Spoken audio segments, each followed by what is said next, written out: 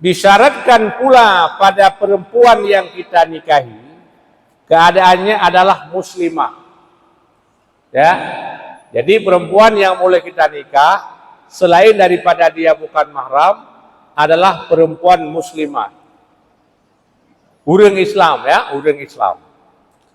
Atau kitabiah, dia bukan muslim, bukan muslimah, tapi kitabiah. Nah, jadi kita nggak dapat perempuan yang soleh, tapi kita dapat adalah kitabiah. Ini malah sunat kita nikahkan dengan dia dan tidak makruh.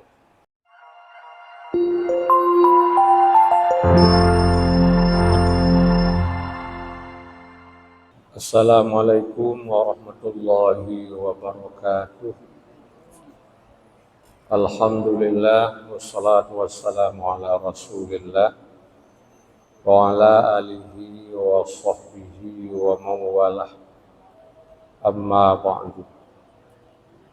Bapak sekalian, Bapak Ibu sidang jamaah yang dimuliakan Allah Subhanahu wa taala, marilah sama-sama kita awali kajian pada malam ini. Kita menyampaikan segala puji serta syukur pada Allah Subhanahu wa taala atas segala rahmat serta nikmatnya kepada kita sekalian. Kemudian selawat dan salam mari sama pula kita sanjung sajikan kepada junjungan besar Nabi Muhammad SAW, kepada keluarga dan sahabat beliau sekalian. Kemudian yang kedua, sama-sama kita mengucapkan selamat Hari Raya Idul Fitri 1445 Hijriah. Mohon maaf lahir dan batin. Kemudian yang ketiga, saya punya hajat nanti pada hari Selasa ini, tanggal 30 April, saya mengundang dengan resmi seluruh jamaah, khususnya pada malam ini, juga pada malam-malam yang lain, untuk datang ke rumah saya dalam rangka Preh Pintu Baru. Ya Pak Anwar ya. Nah, tolong disampaikan kepada semuanya, walaupun tidak hadir malam ini. Tanggal 30 hari Selasa ya.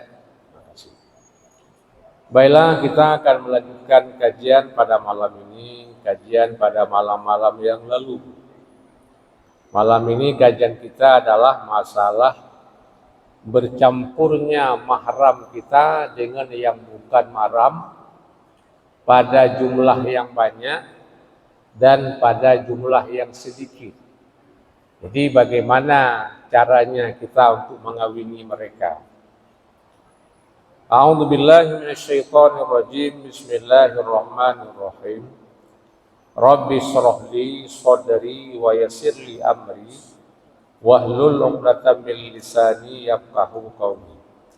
Far'un lawih talatat mahramiyatan biniswatin ghairu mahsuratin bi ayyi asura adaduhunna 'alal ahadi ka alifi imra'atin nakaha man sya'a minhunna. Andai kata bercampur mahram kita dengan perempuan yang lain yang tidak bisa dihasarkan, yang tidak bisa kita hitung, dengan bahwa sukarlah hitungan mereka atas satu persatu. Contoh seperti ada 1000 orang perempuan.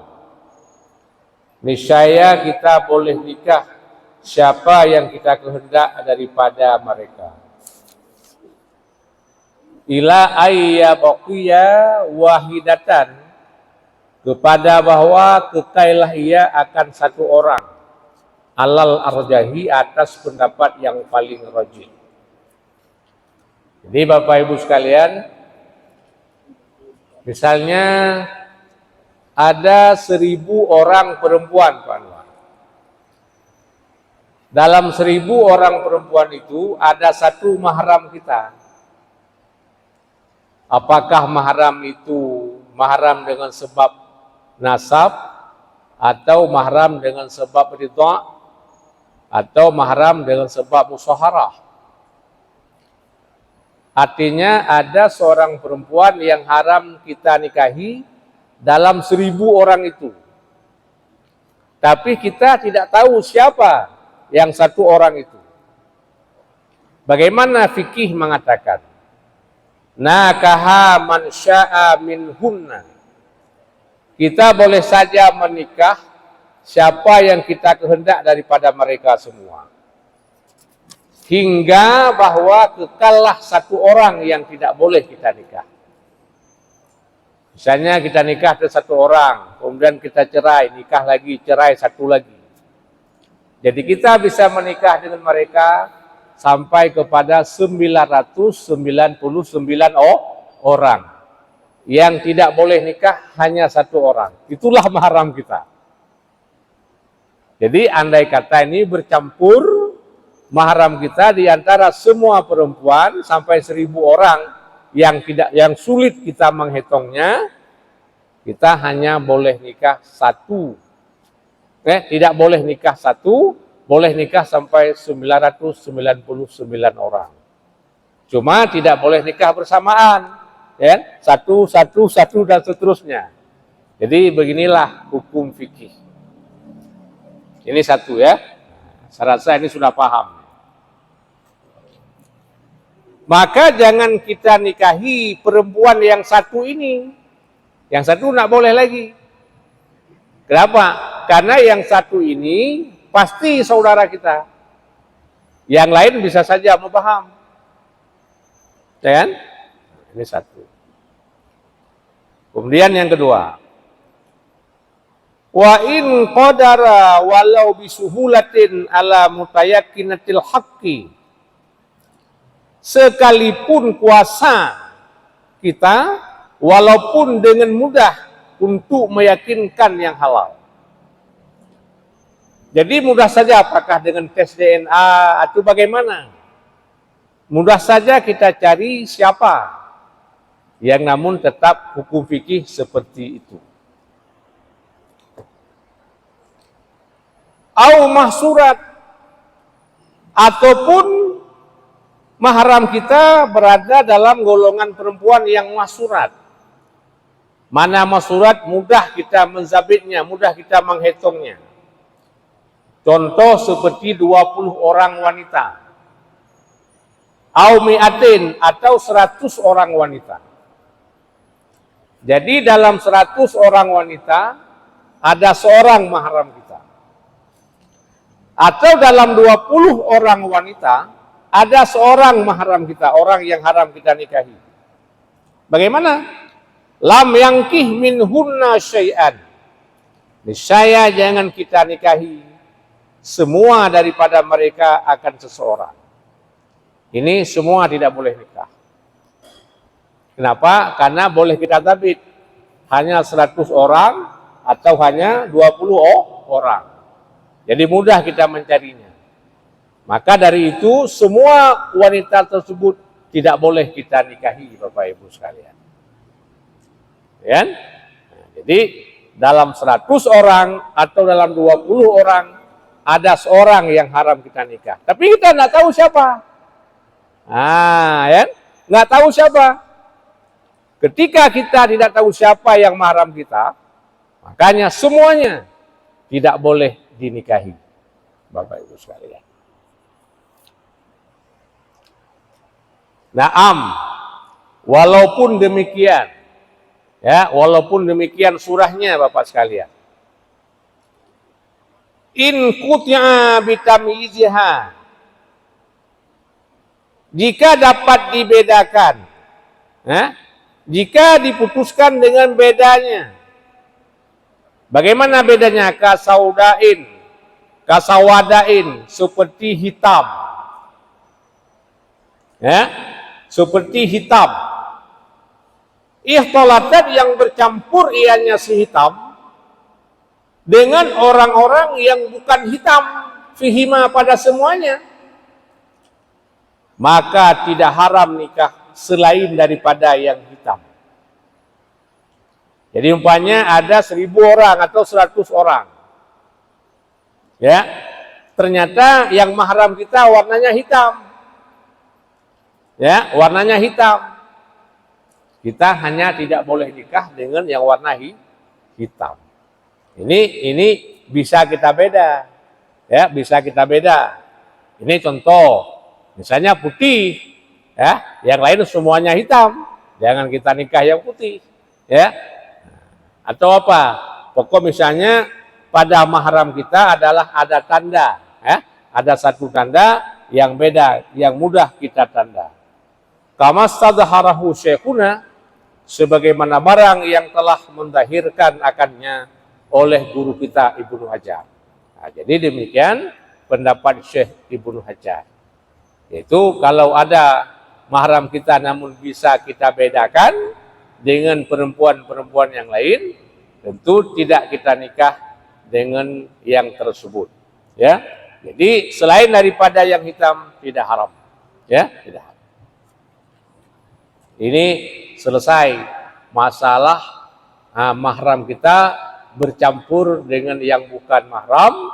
Yang pertama yang tidak bisa kita zabit karena banyak sekali sampai 1000 orang. Dan yang kedua bisa kita zabit. Dan yang ketiga punya ciri-cirinya atau tanda-tandanya. Kemudian yang kedua, tambih. Ini satu peringatan. I'lam annahu yustaratu aidan fil mangkuhati kaunuha muslimah. Ketahui olehmu bahwa sungguhnya disyaratkan pula pada perempuan yang kita nikahi keadaannya adalah muslimah. Ya. Jadi perempuan yang boleh kita nikah selain daripada dia bukan mahram adalah perempuan muslimah. Urang Islam, ya, urang Islam. Atau kitabiah. Dia bukan muslim, bukan muslimah, tapi kitabiah. Dia orang Yahudi, atau dia orang Nasrani, namun dia punya kitab. Punya kitab Injil. Punya kitab Taurat. Biasa orang kita bilang adalah kafir kitabi. Jadi bahkan sembelihannya boleh kita makan, Pak. Ya, kita ketika misalnya ada seekor lembu, kurban atau apa disembelih oleh kitabi, ini boleh kita makan. Ya, boleh kita makan. Atau kitabiah juga boleh kita makan. Ya, boleh kita makan. Ini biasa kadang-kadang orang kita ketika sembelihan kita menganggap mesti disembelih oleh orang laki, tidak. Orang perempuan juga boleh nyembelih, asalkan dia muslim ataupun kitabiah. Ya, cuma lebih baik orang laki itu saja, ya, itu saja. Macam hewan korban juga, hewan korban boleh yang jantan, boleh juga yang betina. Tapi siapa lebih baik hewan korban yang jantan dan betina? Tentu lebih baik yang jantan. Tapi kedua-duanya boleh. Nah, jadi syarat perempuan yang kita nikahi Bapak Ibu sekalian, yang pertama muslimah atau kitabiah, kafir yang punya kitab. Ya. Khalisatan zimmiyatan kanat au harbiyatan. Apakah kitabiah itu zimmi? Mana zimmi? Kafirah yang bergaul dengan kita. Dia tidak saling mengganggu. Dia umpama dia sebagai petani, dia sebagai penjual, pedagang, atau pegawai negeri, ya, tapi nggak saling mengganggu dalam kehidupan. Ya, itu namanya zimmi. Jadi kafir, ya, atau kafir yang sudah mengangkat perjanjian dengan kita, tidak saling mengganggu. Atau harbiyah, kafir Yahudi yang mengganggu kita. Dia mengganggu kita, tapi dia punya kitab. Tetap boleh kita nikahi, Pak. Nah, jadi apakah dia kafir zimmiyah atau kafir harbiyah? Kedua-duanya boleh kita nikah. Fatahillu ma'al kiraha, maka halal kita nikah kitabiyah yang dimiyah atau kitabiyah yang harbiyah, tetapi makruh. Ya, hukumnya makruh. Ya. Timbul pertanyaan, kenapa bisa makruh Bapak sekalian? Ya. Li'annahu yahafu minal maili ilaihal fitnah. Karena dikhawatirkan ya cenderung kepadanya akan fitnah fitdini pada agama. Ya, takut-takut kita diajak kepada agamanya. Nah, kita kawin dengan kafir yang harbiyah, sementara kita pun tidak kuat agama, kita diajak untuk bergabung dengan dia. Nah, jadi karena kita takutkan itu, maka hukumnya makruh. Wal harbiyatu wasyaddu kirahati li'annaha laysat tahta kahrina. Ya, apabila kita kawin dengan kitabiyah yang harbiyah, ini sangat-sangat makruh lagi. Kenapa sangat makruh? Karenanya tidak ada di bawah kekuasaan kita. Nah, jadi kalau kafirah yang zimmi tadi, ya, kitabiyah yang zimmi di bawah kekuasaan kita, dia tunduk kepada pemerintah kita. Tapi kalau harbiyah dia melawan. Makanya ketika kita nikah dengan zimiyah makruh, kita nikah dengan harbiyah sangat-sangat makruh. Namun halal, ya, halal tapi makruh. Kenapa makruh?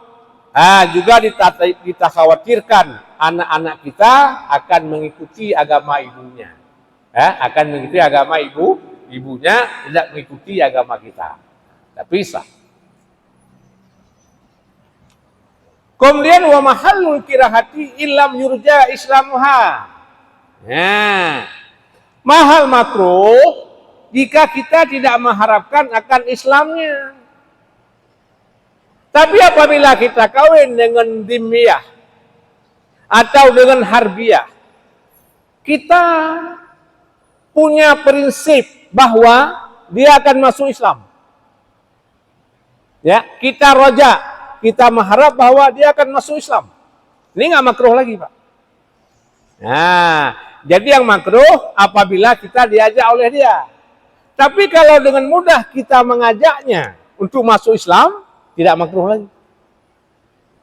Ya, tidak makruh lagi nikah dengan kafir kitabiyah yang dimiyah atau yang harbiyah.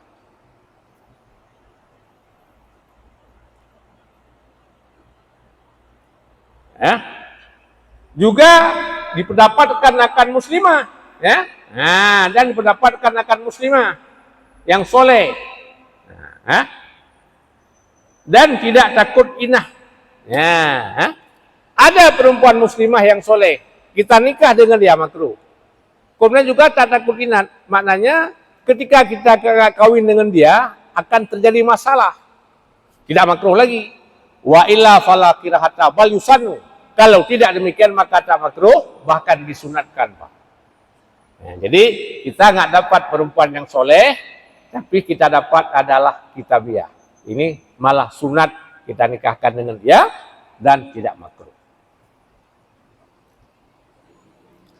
Bapak sekalian sidang jamaah yang dimuliakan Allah. Fatahilu ma'al kiraha, maka halal beserta makruh kita nikah Israiliyat. Nah, jadi kafir-kafir Israel, juga kafir-kafir Yahudiyat, tetap halal kita nikah.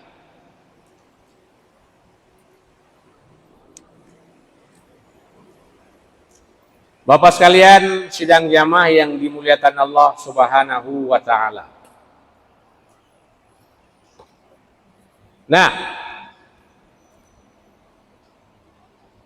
sekarang walau aslama kitabi wa tahtahu kitabiyah. Ada dua orang kafir, Pak. Kedua-duanya punya kitab, suami istri, Pak Anwar. Jadi kafir kitabi, dia menikah dengan kitabiyah. Ya, dia punya kitab, istrinya juga punya kitab, Pak. Mereka nikah. Walau aslama kitabi, dikalau Islamlah kitabi, suaminya masuk Islam. Wa tahtahu kitabiah, dan di bawahnya ada kitabiah. Artinya ada kafir yang kitabiah istrinya. Dama nikahuhu, niscaya berkekalalah nikahnya. Nah, jadi nikahnya tetap kekal, Pak. Artinya tidak mesti tajdid nikah, tidak mesti sebaru nikah. Jadi nikah dalam agama mereka diakui oleh Islam. Nah, bahkan Bapak sekalian, misalnya ada 2 orang Nasrani, Pak, ada 2 orang Kristen. Tentu mereka menikah di catatan sipil misalnya. Ketika dua-duanya masuk Islam, dia punya anak 3 orang atau 5 orang, dia langgeng pernikahannya, Pak Anwar. Tidak mesti nikah lagi.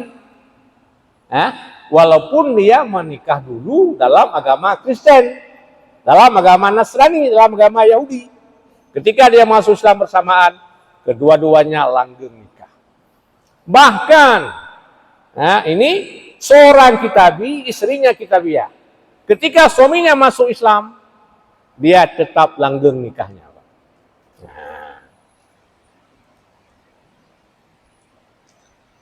Wa in kana qabla dukhul, walaupun ada ia sebelum dukhul, sebelum campur. Misalnya seorang kafir kitabi nikah dengan kitabiah. Setelah nikah, salah seorang masuk Islam, suaminya masuk Islam, Pak. Dia belum bergaul, belum menggauli istrinya. Nikahnya tetap langgeng. Itu maka tadi kita saja yang Islam dari sananya bukan mu'alaf, kita boleh nikah dengan kitabiah, zimmi ataupun harbi. Jadi oleh karenanya, kalau ada 2 orang, yang satu kitabi, satu kitabiah, kemudian yang kitabi masuk Islam, maka langgenglah nikah walaupun dia belum campur.